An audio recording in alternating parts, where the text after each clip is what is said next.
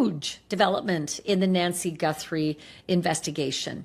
You have probably been hearing a lot in the last few days about the ransom notes and an apology, and how it's now clear that Nancy Guthrie was said to have died during the abduction or sometime thereafter.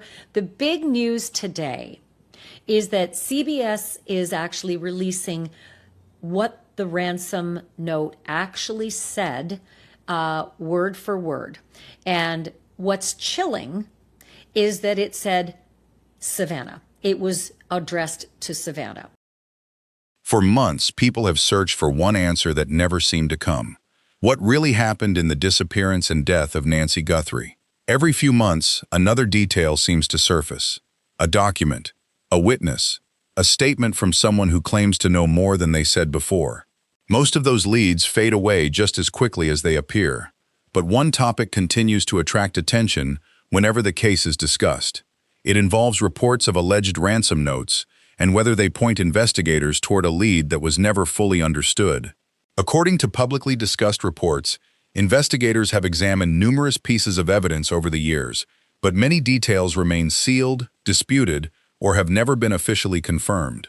That uncertainty has allowed countless theories to grow, making it difficult to separate documented facts from speculation. That brings us to one question that still captures people's attention today. If communications connected to the case existed, what did investigators believe they revealed? More importantly, did they actually point toward another possible lead, or have years of rumors simply made ordinary evidence seem more mysterious than it really was?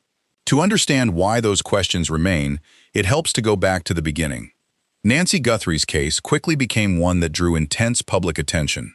News coverage spread rapidly, neighbors followed every development, and investigators found themselves under growing pressure to explain what had happened.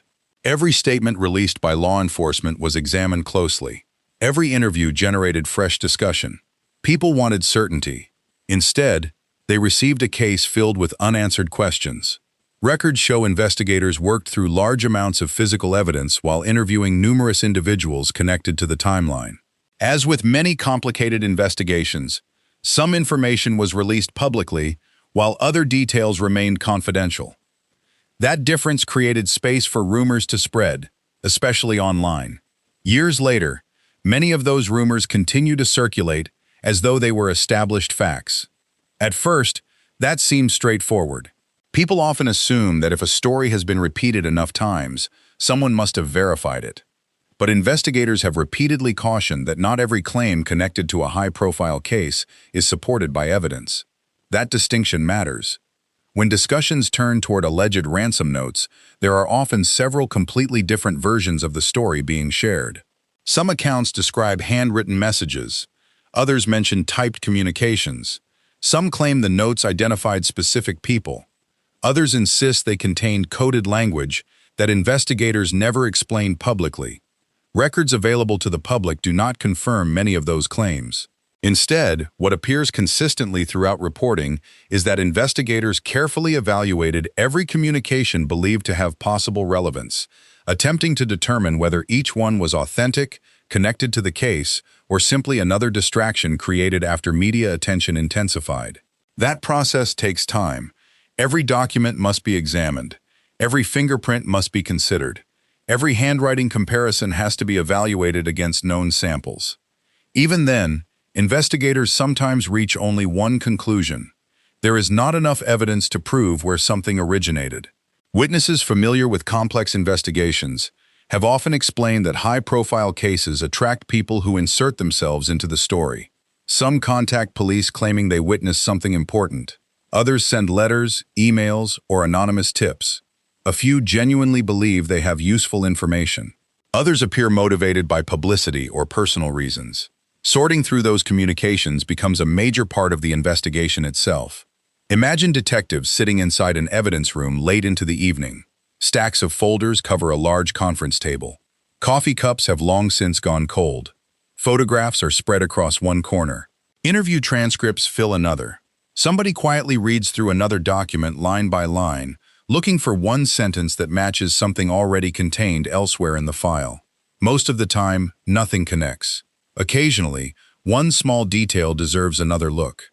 That is how many difficult investigations move forward. Not through dramatic breakthroughs, through patience. But another detail stood out. People following Nancy Guthrie's case noticed that investigators never publicly explained every piece of evidence they examined.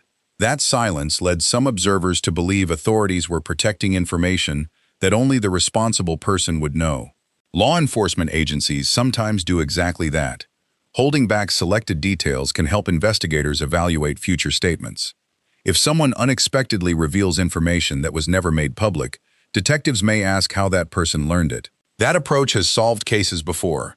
It has also led to misunderstandings when members of the public assume withheld information automatically proves the existence of a hidden suspect. According to investigators in many major criminal cases, the reality is often less dramatic. Sometimes, information remains private simply because releasing it would serve no investigative purpose. Details remain unclear regarding exactly which communications investigators considered significant in Nancy Guthrie's case, and which were ultimately determined to have little evidentiary value. That uncertainty continues to fuel discussion today. Another reason interest remains so strong is the emotional weight attached to cases involving missing or murdered victims. Families spend years hoping that one overlooked detail might finally provide answers. Friends replay conversations in their minds. Neighbors remember ordinary moments that suddenly seem important years later. Communities continue asking whether something was missed. That emotional connection keeps investigations alive, long after television cameras leave. As new generations discover the story, older reports are revisited with fresh eyes. Internet discussions combine confirmed information with speculation until distinguishing between them becomes increasingly difficult. One person repeats something they heard years ago, another adds a detail from an online forum. Soon the story begins changing, not because new evidence appeared, because memories and assumptions blended together over time. Investigators have repeatedly warned against exactly that problem. Evidence is strongest when it can be documented. Photographs, laboratory testing, recorded interviews, official records. Those sources carry far more weight than anonymous claims shared years after an investigation begins. Then something unexpected happened. Renewed public interest encouraged many people to revisit earlier reports, searching for clues that might have been overlooked. Researchers compared timelines, reviewed publicly available documents, and revisited interviews that had largely faded from public attention. Some believed they found inconsistencies. Others concluded the investigation had been far more thorough than many critics originally assumed. Both views continue to exist today. That is often true in unresolved or controversial cases. People examine the same information, yet reach different conclusions. Some see unanswered questions. Others see unanswered questions that simply cannot be resolved with the evidence available. As investigators have emphasized in many similar cases, unanswered questions alone do not establish wrongdoing by any particular individual. Evidence must support conclusions. Without it, responsible investigators avoid making accusations they cannot prove. That careful approach can be frustrating for people waiting years for answers. It can also protect innocent individuals from becoming the focus of rumors unsupported by facts. As discussions surrounding Nancy Guthrie's case continued, attention gradually shifted beyond the reported communications themselves. People began asking a different question. If investigators examined every available lead, were there other interviews, overlooked witnesses, or forgotten timelines that deserved another look? That question would open an entirely new chapter in the investigation, one that continues to generate discussion even today. When investigators speak publicly during an active case, they often have to strike a careful balance. They want the public's help, but they also want to protect information that could be important later. That has been true throughout the search for Nancy Guthrie. By the time February 2026 was underway, detectives from the local sheriff's office, assisted by the FBI and other agencies, had already interviewed numerous people connected to Nancy's daily routine. Friends, relatives, neighbors, delivery drivers, and anyone who might have seen unusual activity near her home became part of a growing timeline. Investigators also reviewed surveillance footage from homes and businesses in the surrounding area. Every available recording was examined for vehicles, pedestrians, or anything else that appeared out of the ordinary. That work is rarely dramatic. Hours of video often reveal nothing unusual at all. Still, investigators watch carefully because a single vehicle passing through a neighborhood at an unexpected time can eventually become an important lead. At first, the investigation appeared to follow the pattern seen in many missing person cases. Officers gathered physical evidence, processed the home, collected witness statements, and appealed to the public for information. Then, another development drew national attention. People claiming to have inside knowledge of the case began posting theories online. Some claimed they had access to confidential documents. Others insisted they knew details that had never been released publicly. Investigators urged the public to be cautious. In cases that receive widespread media attention, rumors can spread much faster than verified information. A claim repeated thousands of times on social media does not automatically become true. That distinction became even more important when reports surfaced about communications that were described as ransom-related. Authorities acknowledged that they evaluate every communication they receive that could be connected to an investigation. That includes letters, emails, online messages, and anonymous tips. Each one must be assessed to determine whether it contains information that can be independently verified. But evaluating a communication is very different from accepting it as genuine. According to court records, one of the most significant developments came months after Nancy disappeared. Federal prosecutors announced charges against a California man who admitted sending false ransom communications connected to the case. The documents filed in federal court described how the individual sent messages claiming to have information about Nancy. Investigators determined those claims were fabricated. He later pleaded guilty to transmitting false information and making hoax communications related to the investigation. That announcement answered one question while creating another. If some of the messages were proven to be false, how much time had investigators spent examining them before reaching that conclusion?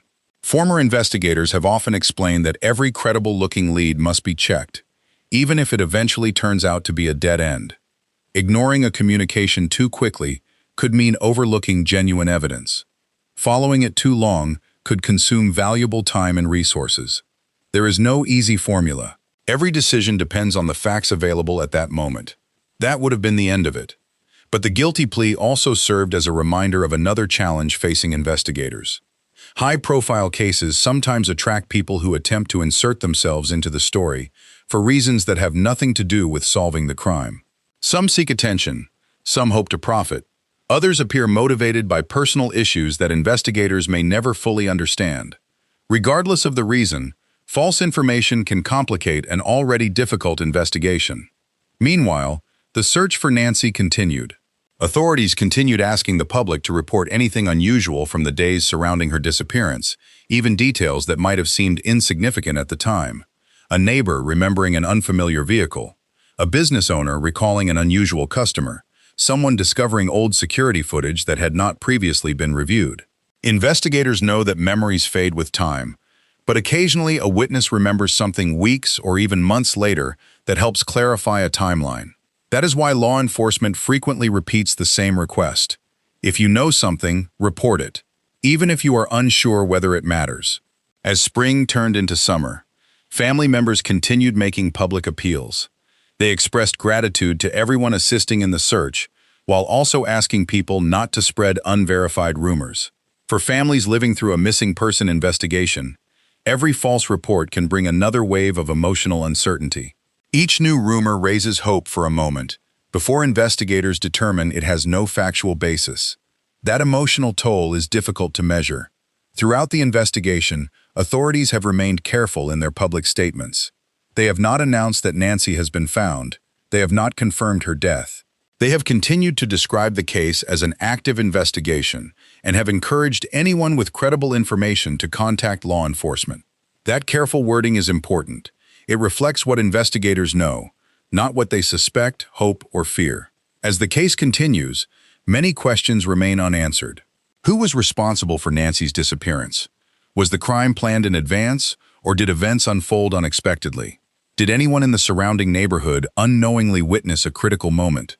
And is there physical evidence that investigators have chosen not to discuss publicly because it could still help identify whoever is responsible? Those questions remain at the center of the investigation today. What is certain is that investigators continue to pursue leads, evaluate evidence, and encourage the public to come forward with credible information. Every confirmed fact becomes another piece of the timeline. Every verified witness statement helps narrow the possibilities. Whether those efforts eventually provide the answers Nancy's family has been waiting for remains to be seen.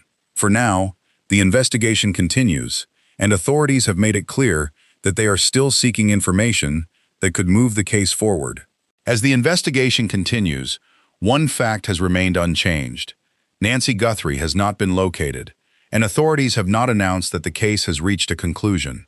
For her family, friends, and investigators, that means the search for answers is still very much alive. Cases involving missing adults can be especially challenging. Investigators often begin with a limited timeline and many unanswered questions. Every passing day can make it harder to locate physical evidence, identify witnesses, or recover surveillance footage before it is overwritten. That is why the earliest stages of an investigation are often the most intensive. In Nancy's case, law enforcement has continued to emphasize that the investigation remains active. Detectives have worked alongside the FBI and other agencies, reviewing evidence, following up on tips, and reassessing information as new leads emerge. One lesson from the case is how easily misinformation can spread during a high-profile investigation. The false ransom communications that resulted in a federal guilty plea demonstrated how damaging fabricated information can be. Instead of helping investigators, those messages required time and resources to examine before they could be ruled out. For Nancy's family, they also created another emotional hurdle during an already painful experience. Investigators have repeatedly encouraged the public to rely on official announcements rather than social media speculation. While online discussions can generate awareness, they can also blur the line between verified facts and unsupported claims. That distinction matters. Responsible investigations are built on evidence that can be documented and tested. Physical evidence, witness interviews, surveillance footage, forensic analysis, and confirmed records carry far more weight than anonymous online posts or rumors repeated without verification. Throughout the search, law enforcement has continued to ask for public assistance. Even information that may seem insignificant could prove useful when combined with other evidence. A vehicle seen at an unusual hour, a conversation remembered later, or previously overlooked video footage can sometimes help investigators fill important gaps in a timeline. History has shown that some missing person cases are solved months or even years after they begin, because a single new piece of evidence changes investigators' understanding of what happened. Whether that will happen in Nancy Guthrie's case remains unknown. For now, many of the most important questions are still unanswered. Who was responsible for Nancy's disappearance? What was their motive? Were they acting alone, or were others involved? And what evidence are investigators continuing to examine behind the scenes that has not yet been made public? Those are questions that only further evidence, not speculation, can answer. As of today, authorities have not announced that Nancy has been found, nor have they confirmed her death. The investigation remains open, and law enforcement continues to encourage anyone with credible information to come forward. For Nancy's loved ones, every day without answers is another day of uncertainty. Their public appeals have consistently focused on finding reliable information and supporting the ongoing investigation, rather than encouraging rumors or unverified theories. This case also serves as a reminder of the importance of responsible reporting. In an age when information can spread across the internet within minutes, taking the time to verify facts before sharing them helps protect both investigations and the people affected by them.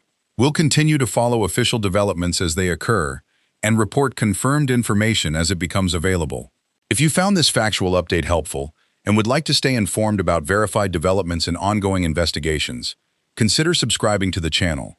We focus on documented facts, official updates, and careful reporting rather than speculation. And before you go, we'd like to hear your thoughts. Do you think public awareness and media attention help investigators solve cases like this? Or can widespread speculation sometimes make their work more difficult? Share your perspective respectfully in the comments below. Thank you for watching, and we'll continue to monitor this investigation for any confirmed updates released by law enforcement.